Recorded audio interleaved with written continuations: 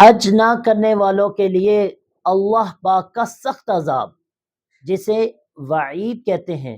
حضرت علی رضی اللہ تعالیٰ عنہ روایت کرتے ہیں کہ نبی اکرم صلی اللہ علیہ وسلم نے فرمایا، جس شخص کے پاس سفر حج کا ضروری سامان موجود ہو اور سواری بھی میسر ہو، اور جو کہ اس کو بیت اللہ یعنی اللہ پاک کے گھر تک پہنچا سکتی ہو، تو ایسا شخص پھر بھی حج ادا نہ کرے تو کوئی فرق نہیں پڑتا کہ ایسا جو شخص ہے وہ یہودی ہو کے مرے یا نصرانی ہو کے مرے۔ دیکھیں کتنی سخت وعید ہے۔ اس لیے اللہ پاک کا ارشاد ہے کہ اللہ تعالیٰ کے لیے بیت اللہ کا حج ان لوگوں پر فرض ہے جو اس تک پہنچنے کی طاقت رکھتے ہوں۔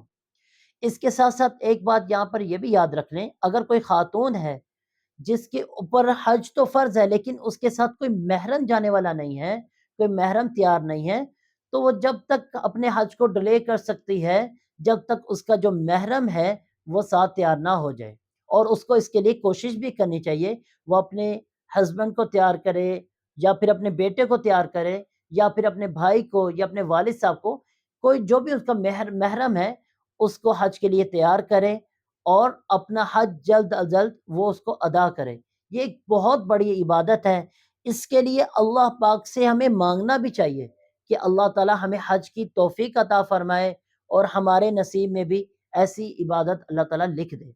اللہ تعالیٰ تمام حاجیوں کے حج کو قبول فرمائے جو وہاں پر پہنچ گئے ہیں یا پہنچ رہے ہیں، اور ان کو تمام عمل جو ہے وہ سیکھ کر صحیح طریقے سے کرنے کی توفیق نصیب فرمائے۔ والسلام علیکم ورحمۃ اللہ وبرکاتہ۔